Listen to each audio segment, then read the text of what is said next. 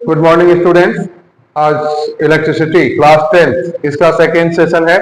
कल आप लोगों को मैंने इलेक्ट्रिक सर्किट, करंट, चार्जेस और नंबर ऑफ इलेक्ट्रॉन के बारे में बताया था, कैसे फाइंड करेंगे। आज पोटेंशियल डिफरेंस, उसकी एसआई यूनिट, वोल्ट मीटर कैसे मेजर करेंगे, इनके बारे में बताएंगे और कुछ न्यूमेरिकल इससे रिलेटेड कराएंगे। सबसे पहले बात करते हैं पोटेंशियल डिफरेंस की। आप लोग कभी भी बैटरी देखोगे तो बैटरी में दो टर्मिनल, दो पॉइंट देखते हो, एक पॉजिटिव एक नेगेटिव। तो अगर एक सर्किट में कहीं भी अगर हम लोग देखेंगे पोटेंशियल डिफरेंस होता क्या है, अगर एक तरह से देखा जाए तो दो पॉइंट के बीच में जो हम लोग कोई भी इलेक्ट्रिक सर्किट है, करंट कैरी कर रहा है, तो दो पॉइंट के बीच में जो वर्क हो रहा है, चार्जेस का मूवमेंट हो रहा है, उसको हम लोग यहाँ पर जो है मेजर करते हैं, देखते हैं। तो पोटेंशियल डिफरेंस को V से शो करते हैं, volt. Potential difference, electric potential difference between two points in an electric circuit carrying some current may be defined as work done to move a unit charge from one point to other. SI unit क्या है? SI unit of potential difference is volt. Volt इसको हम लोग जो है show करते हैं V से, वोल्ट। 1 वोल्ट, 1 वोल्ट अब क्या है, इनके बारे में पहले इनका फार्मूला भी हम बता दें क्या है। V कैसे निकालते हैं? V equal to, potential difference को हम लोग V से शो करते हैं, V equal to W by Q। मतलब W यहाँ क्या है? वर्क है, और Q क्या है? यहाँ पर चार्जेस है। ठीक है। 1 वोल्ट, 1 वोल्ट का definition, 1 volt is potential difference between two points in A current. जहां करंट कैरिंग कंडक्टर है, उसमें दो पॉइंट के बीच में हम लोग जो करंट कैरिंग कंडक्टर है, दो पॉइंट के बीच में जो है, अगर वर्क 1 जूल होता है, 1 जूल, और उसमें चार्जेस जो मूव हो रहे हैं 1 कूलाम, तो 1 कूलाम चार्ज अगर मूव हो रहा है तो किसके इक्वल है? 1 वोल्ट के। तो यहां पर होगा 1 volt is potential difference between two points in A current carrying conductor. कोई भी करंट कैरी करने वाला कंडक्टर है, उसमें दो पॉइंट के बीच में when 1 joule of work done to move 1 coulomb charge. अगर 1 जूल वर्क हो रहा है और उसमें चार्जेस मूव कर रहे हैं 1 कूलाम, तो ये किसके इक्वल हुआ? 1 volt. 1 volt equal to 1 joule upon 1 coulomb. अब वोल्ट मीटर क्या है? इंस्ट्रूमेंट है जिससे हम लोग मेजर करते हैं पोटेंशियल डिफरेंस को। Potential difference is measured by voltmeter. It is always connected in parallel across the potential difference in measure. हमेशा याद रखो, एमीटर किसमें करते हैं? सीरीज में, और ये ऑलवेज कनेक्टेड करते हैं पोटेंशियल डिफरेंस में। इसमें रेजिस्टेंस क्या होना चाहिए? लो, नहीं तो जल जाएगा। वही सीन जो है एमीटर में क्या है? सीरीज में करते हैं, क्योंकि वहां करंट लो होना चाहिए, रेजिस्टेंस हाई होगा, लो करंट होना चाहिए वहां पे। यहाँ पे हमको क्या चाहिए? हाई करंट, रेजिस्टेंस इसमें लो होना चाहिए। तो वोल्ट मीटर क्वेश्चन पूछा जाता है, why is volt meter connected in parallel circuit, और why is series connected in, why is meter connected in series circuit. तो ये क्वेश्चन हमेशा 1 नंबर में पूछे जाते हैं। तो ये आपका छोटे छोटे टर्म और डिफिनेशन हुए। अब इसके बाद आपको इसमें कुछ न्यूमेरिकल करा रहे हैं।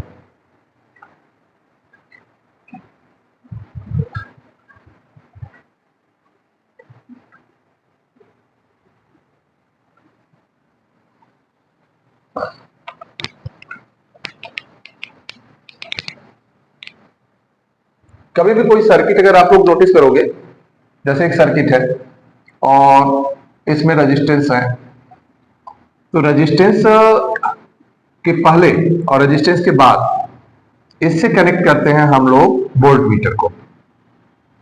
ये कनेक्शन है वोल्ट मीटर का। जैसे मान लीजिए हमारा यहाँ R1 है, एक रेजिस्टेंस, दूसरा रेजिस्टेंस R2 है, तो इसका दोनों जो सिरा होगा रेजिस्टेंस के पहले और बाद में, तभी तो वेरिएशन पता चलेगा। रेजिस्टेंस के पहले पोटेंशियल डिफरेंस और रेजिस्टेंस के बाद, तो जो इसमें पोटेंशियल और डिफरेंस सीधे सीधे वर्डिंग से ही पता चल जाता है। इनकी जो पोटेंशियल है उसमें क्या डिफरेंस हो रहा है, क्या डिफरेंशिएशन हो रहा है। रेजिस्टेंस अगर ज्यादा होगा तो रेजिस्टेंस के बाद यहाँ डिक्रीज होगा करंट, इनकी एबिलिटी कम होगी। तो जैसे जैसे आगे रेजिस्टेंस के बाद बढ़ेंगे, इसमें वेरिएशन आएगा। तो इस कंडीशन से इस कंडीशन के बीच में जो वेरिएशन है, इसको हम लोग जो है वोल्ट मीटर से मेजर करते हैं। अब एक न्यूमेरिकल कराते हैं। हाउ मच एनर्जी, क्वेश्चन है,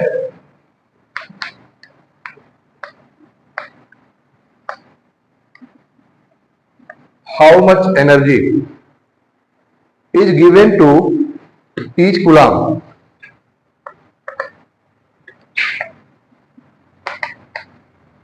is given to each coulomb is given to each coulomb's charge passing throughout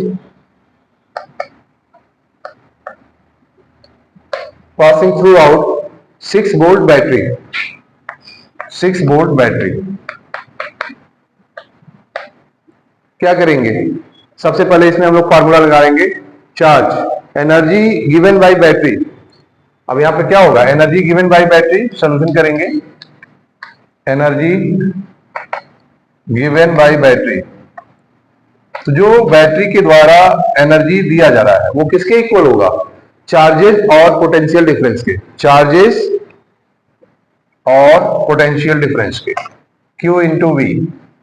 मतलब हमारा जो है, अभी हमने फार्मूला आपको बताया था कि जो फार्मूला हम लोग यूज करेंगे यहां पर जो है क्या था, हमने वर्क का यूज किया था, तो यहां वर्क हमारा निकल रहा है, work equal to Q into V है। तो Q हमारा कितना था, चार्जेस कितना था 1 कूलम, चार्जेस 1 कूलम, और पोटेंशियल डिफरेंस कितना था 6 वोल्ट, मल्टीप्लाई कर देंगे तो 6 आ जाएगा, और इसकी एसआई यूनिट क्या होगी, जूल, जैसे दिखाएंगे 6 जूल, वर्क कितना हुआ 6 जूल। अब हम लोग जो है नेक्स्ट क्वेश्चन करेंगे, और इसी तरह का एक क्वेश्चन कराने के बाद हम लोग फिर आ जाएंगे ओम्स लॉ। ठीक है, एक क्वेश्चन और आपको जो है करा रहे हैं, पहले ओम्स लॉ क्या है बता दे। ओम्स लॉ, इसको इरेज कर देते हैं। ओम्स लॉ देखिए, ये सारी चीजें टॉपिक हो जाए तो फिर सारा एनसीईआरटी का इंडेक्स आपको 1 बाय 1 कराएंगे, इंडेक्स और इंड एक्सरसाइज, फिर इसके बाद बोर्ड के क्वेश्चंस। ओम्स लॉ, ओम एक साइंटिस्ट थे, इन्होंने जो है करंट और रेजिस्टेंस के रिलेशन को, करंट और पोटेंशियल डिफरेंस के रिलेशन को एक्सप्रेस किया था। ये बताया था कि करंट हमेशा जो है पोटेंशियल डिफरेंस के प्रोपोर्शनल होता है, I is always proportional to potential difference. So the electric current flowing throughout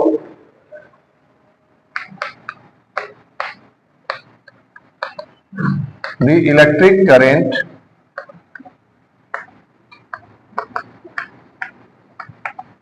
flowing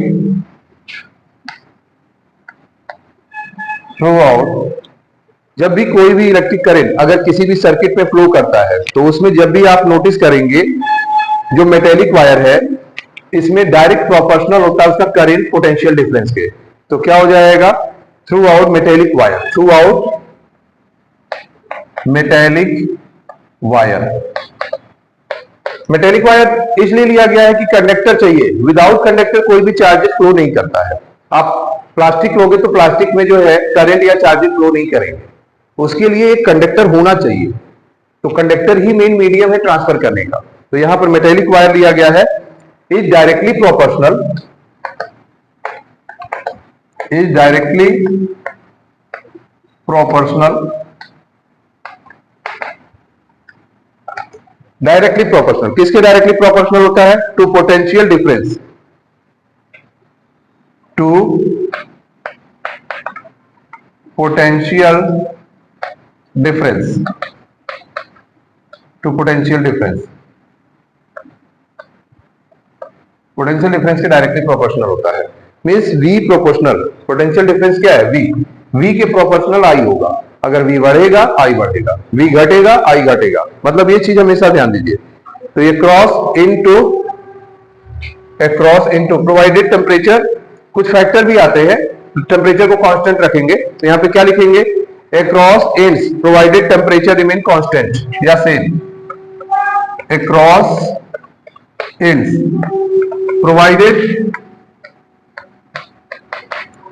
provided temperature is same, temperature is constant, बस कंडीशन सेम रहना चाहिए। अब ये नहीं कि पता चला एक कंडीशन हम कर रहे हैं 25 डिग्री सेल्सियस में, एक 70 डिग्री सेल्सियस में, तब तो फैक्टर डिफरेंस हुआ तो वेरिएशन आना पॉसिबल है। तो यहां पर क्या लिखेंगे, I प्रोपोर्शनल V, तो V इक्वल टू क्या होगा, I प्रोपोर्शनल V है, या पहले V को कर लीजिए बाद में I को करिए, कोई दिक्कत नहीं, V प्रोपोर्शनल I। तो जब हम एक प्रोपोर्शनलिटी का सिंबल हटाएंगे प्रोपोर्शनलिटी का सिंबल हटाएंगे तो क्या यूज करेंगे, V equal to I R. तो आर क्या है, यहां आर कांस्टेंट है, here R is constant, here R is constant. R क्या है यहां पर, कांस्टेंट है, ठीक है, constant call resistance, here R is constant called resistance. Resistance होता क्या है, अभी इसके बारे में हम बता रहे हैं। रेजिस्टेंस एक तरह से रुकावट, कोई भी मतलब एक तरह का अब्स्ट्रक्शन, जो चार्जेस फ्लो हो रहे हैं, उसमें जो भी रुकावटें आ रही है, रेजिस्टेंस। अगर एक वर्डिंग में आपको समझना है तो रेजिस्टेंस क्या है, रुकावट किसी भी तरह का। क्रॉस सेक्शन एरिया कम हुआ तो फ्लो रुकेगा, मतलब इनवर्सली प्रोपोर्शनल है। लेंथ ज्यादा हुआ तो भी जो है रेजिस्टेंस बढ़ेगा। इसी तरह से नेचर ऑफ वायर, कॉपर ले रहे हो कि एल्यूमिनियम ले रहे हो कि जिंक ले रहे हो, तो ये सब फैक्टर आएंगे। तो अभी रेजिस्टेंस और इनके फैक्टर कराएंगे, इसके बाद आपको न्यूमेरिकल कराएंगे, ठीक है। तो पहले एक न्यूमेरिकल तो इसी पे करा दें, पोटेंशियल डिफरेंस है, आई है, आर है, ठीक है। तो एक क्वेश्चन इसी पे आपका होगा। चलिए क्वेश्चन देते हैं। If 5 ampere current, if 5 ampere current flow in a circuit, flow in a circuit, एक सर्किट में 5 एम्पियर करंट फ्लो करते हैं, 5 ampere current flow in A circuit across 12 volt potential difference, 12 volt potential difference. Find the resistance, find the resistance, resistance निकालना है। तो यहां पर क्या क्या दिया है देखते हैं, कंडीशन करते हैं। हमारा गिवन में है करंट 5 एम्पियर, दूसरा क्या दिया हुआ है, पोटेंशियल डिफरेंस दे दिया है 12 वोल्ट, और निकालना क्या है, रेजिस्टेंस। फार्मूला क्या, ओम्स लॉ क्या है, तो यहां लिखेंगे according Ohm's law, according to Ohm's law, according to Ohm's law. VI graph में हमेशा हम लोग दिखाते हैं, ओम्स लॉ में एक वीआई ग्राफ भी बड़ा इंपॉर्टेंट होता है। वीआई ग्राफ में करंट हमेशा नीचे दिखाते हैं और पोटेंशियल डिफरेंस को ऊपर दिखाते हैं, तो ये ग्राफ भी यहाँ पे नेसेसरी रहता है। जैसे ये ग्राफ है तो यहाँ पर हमारा हो गया 0, मान लीजिए यहाँ हो गया 0.1, यहाँ हो गया 0.2, हाँ यहाँ हो गया 0.3, ये नीचे क्या रहेगा, करंट, तो यहाँ लिख देंगे current in ampere, current in ampere. और यहाँ पर जैसे पोटेंशियल डिफरेंस ले लेते हैं 0.2, 0.4, इस तरह से जो है, ठीक है, 0.2, 0.4, 0.6, ये क्या है, potential difference in volt, potential difference in volt. तो हमेशा वर्टिकल कॉलम में हम लोग यहाँ पे क्या दिखाते हैं, वर्टिकल कॉलम में हम लोग जो है, वर्टिकल कॉलम में पोटेंशियल डिफरेंस को दिखाते हैं और हॉरिजॉन्टल कॉलम में करंट को दिखाते हैं। यहाँ पर करंट हो गया और यहाँ पर हमारा ये पोटेंशियल डिफरेंस हो गया। तो जैसे ये ग्राफ बनाना होगा, हमेशा यूनिफॉर्म मोशन वाला ग्राफ जो होता है स्ट्रेट लाइन में ऐसे शो होगा। ये वी आई ग्राफ, इसे क्या बोलेंगे, वी आई ग्राफ। ये कौन सा है, V I graph, V I graph ऐसे दिखाते हैं। ओम्स लॉ हमेशा वी आई ग्राफ से दिखाया जाता है। आपका एनसीईआरटी में क्वेश्चन इन एक्सरसाइज में देखोगे तो क्वेश्चन नंबर 7 में यही ग्राफ ही शो करना है, V I graph. Potential difference दिया हुआ है, करंट दिया हुआ है और कुछ कंडीशन में क्वेश्चन पूछे हैं, जब कराएंगे तो इसकी जिक्र करेंगे वहां पे, ठीक है। तो यहां पर हमारा क्या हो गया, अकॉर्डिंग टू ओम्स लॉ क्या होगा, V equal to I R, V equal to I R. तो R इक्वल टू क्या होगा, V बाई आई। तो V हमारा 12 है और I क्या है यहाँ पर पाई, डिवाइड करेंगे 2.4 ओम, रेजिस्टेंस की एसआई यूनिट होती है ओम, इससे हम लोग जो है इसका निकाल दिए ओम्स लॉ। अब ये कर लीजिए, तो इसके बाद आपको बताते हैं रेजिस्टेंस और रेजिस्टेंस के factor.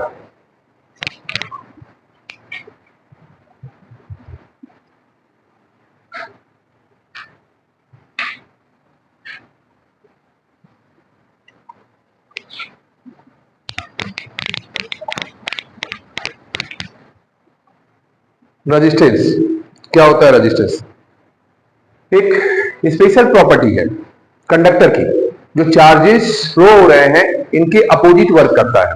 It is property of conductor. पहले रेजिस्टेंस लिख लीजिए, रेजिस्टेंस है क्या, resistance, resistance it is the property of conductor, it is the property of conductor. ये प्रॉपर्टी है कंडक्टर की। कौन सी प्रॉपर्टी है कंडक्टर की? To resist the flow of charges, to resist the flow of charges, resist the flow of charges. Charges को resist करने की जो प्रॉपर्टी है, कोई भी चार्जेस जो फ्लो कर रहा है और उसको जो रोक रहा है, मतलब सीधे सीधे हमने बोला ना वन वर्डिंग में रुकावट, जो चार्जेस को फ्लो होने से, resist the flow of charges through out it. तो ये क्या हो गया? रेजिस्टेंस। इसको हम लोग आर से रिप्रेजेंट करते हैं। It is represented by, it is represented by capital R. SI unit is ohm, SI unit is ohm. Ohm को हम लोग कैसे शो करते हैं? ऐसे, सिंबल है ये, ठीक है। फिरोज खां वाली उल्टी कैप बना लीजिए, ये है एसआई यूनिट ओम। ओम से हम लोग शो करते हैं। अब रेजिस्टेंस के कौन कौन से फैक्टर है? रेजिस्टेंस के factor, factor of resistance, factors of resistance, जिससे रेजिस्टेंस प्रभावित होता है, जो इंपैक्ट डालते हैं रेजिस्टेंस, उस फैक्टर को हम लोग देखेंगे। पहला फैक्टर क्या होता है? लेंथ। पहला फैक्टर क्या होता है? Length. Length is direct proportional. Resistance पे लेंथ हमेशा जो है प्रोपोर्शनल होता है। याद रखिए, resistance, resistance is direct proportional, resistance is direct proportional to length of wire, to length of wire. तो इसमें पहला फैक्टर हो गया आर प्रोपोर्शनल एल। कैसे शो करेंगे? आप जैसे एक एग्जांपल ले लीजिए, 12 वोल्ट की बैटरी लीजिए, उसके ऊपर एक बल्ब लगाइए, ठीक है, ग्लो करेगा, सडन ग्लो करेगा, कनेक्ट करिए। अब उसी को दूसरे वे में जो है, दूसरे वे में हम लोग जो है कनेक्ट करेंगे। अगर उसकी लेंथ बढ़ा देते हैं, सपोज दैट हम लोग बैटरी नीचे रखते हैं और 3rd फ्लोर का मकान है, छत पे ले जाते हैं, बल्ब को कनेक्ट करते हैं, उसमें एक लंबा वायर 30-40 फीट का कनेक्ट कर देते हैं।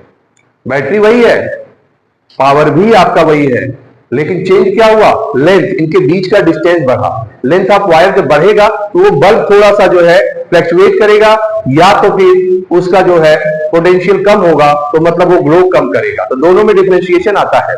तो ये क्या होगा? Proportional to length. लेंथ घटेगा तो रेजिस्टेंस घटेगा, लेंथ बढ़ेगा तो रेजिस्टेंस बढ़ेगा। Second point, cross section area. Second point, resistance is inversely proportional, inversely proportional to cross section area, cross section area. Cross section area means R proportional 1/a। A अगर हमारा wire पे depend करता है, जैसे ये अगर हमारा सर्कुलर है तो पाई आर स्क्वायर हो गया। अगर सर्कुलर वायर है तो सर्कुलर वायर है, मतलब मान के चलिए कि जैसे सर्कुलर वायर है ऐसे, तो इसका जो ये क्रॉस सेक्शन एरिया है वो क्या होगा? एक सर्कल में होगा तो पाई आर स्क्वायर। तो ये आर प्रोपोर्शनल 1/a, मतलब अगर एरिया बढ़ेगा तो रेजिस्टेंस घटेगा। कैसे? इसको समझिए कि अगर आप एक वाइडर रोड है, हाईवे, हाईवे पे आप बाइक चला रहे हो तो आपकी स्पीड क्या होगी? अच्छी खासी होगी। हाँ, आज की यूथ है तो 80, 90, 100 से ही बात करेगा। तो उसमें आप एकदम फ्रिक्वेंटली जो है विदाउट एनी रेजिस्टेंस, बिना किसी रुकावट के आप चले जा रहे हो। अब अचानक आपका जो है नैरो जोन आता है, अब वो रोड पतला हो जाता है, उसका एरिया कम हो जाता है, तो आपके बाइक की स्पीड क्या होगी? जगह जगह रुकावटें आ जाती है। तो सिंपल सी चीज है, स्पीड कम होगा, रुकावट आई ना। तो मतलब जब नैरो जोन आया तो आपका फ्लो क्या हुआ? कम हुआ। This is perfectly correct in the case of here. Resistance क्या होगा? कम हो। रेजिस्टेंस जो है जब वाइडर पथ रहेगा तो कम रहेगा, लेकिन जब एरिया कम होगा तो रेजिस्टेंस बढ़ेगा। इसीलिए इनवर्सली प्रोपोर्शनल। इनवर्सली में मतलब क्या होता है? एक बढ़ता है तो दूसरा घटता है, इनवर्सली प्रोपोर्शनल। और डायरेक्ट में दोनों बढ़ते हैं।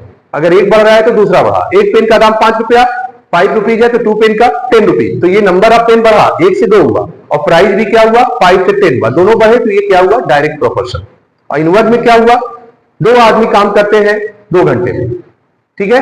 अब एक आदमी जो है काम करेगा तो टाइम बढ़ जाएगा, नंबर ऑफ आदमी क्या होगा, घटे, नंबर ऑफ पर्सन डिक्रीज हुआ, तो अब डेज क्या हो गया, टाइम क्या हो गया, बढ़ गया। तो ये इनवर्स प्रोपोर्शन हो गया। तो ये ध्यान दीजिए। थर्ड पॉइंट क्या हुआ, nature of wire. Nature of wire. अब हम कापर यूज करते हैं, कापर की रेजिस्टिविटी है 1.63 इंटू 10 पावर माइनस, जैसे मान लीजिए हम लोग कापर का वायर यूज कर रहे हैं, हर जगह 1.63 इंटू 10 पावर माइनस 8 ओम मीटर। अब यहीं पे हम लोग जो है दूसरा वायर यूज कर रहे हैं, सपोज दैट एल्युमिनियम की रेजिस्टिविटी बढ़ जाएगी। तो रेजिस्टिविटी जो है इस पे कोई फैक्टर काम नहीं करता। ध्यान दीजिए, रेजिस्टिविटी, वायर मोटा हो, छोटा हो, पतला हो, इससे फर्क नहीं पड़ता। अगर एक वायर है उसको चाहे जिस शेप में कन्वर्ट कर दो, उसकी रेजिस्टिविटी सेम होगी, रेजिस्टिविटी नहीं बदलेगी। तो नेचर ऑफ वायर अब डिपेंड करता है, कापर यूज कर रहे हैं कि एल्युमिनियम। तो एल्युमिनियम का रेजिस्टिविटी क्या होगा, ज्यादा होगा। तो सिंपल सी चीज है कि वो बेटर नहीं होगा कंपेयर देन कापर। तो नेचर ऑफ वायर, हम एल्युमिनियम कर रहे हैं, सिल्वर कर रहे हैं, कापर कर रहे हैं, क्या, तो डिफरेंट मटेरियल की डिफरेंट रेजिस्टिविटी होंगे, नेचर अलग अलग होगा। तो एक फैक्टर हो गया नेचर ऑफ वायर, और इसको हम लोग दिखाते हैं रो से, रेजिस्टिविटी से। Nature of wire represented by rho, Greek word है,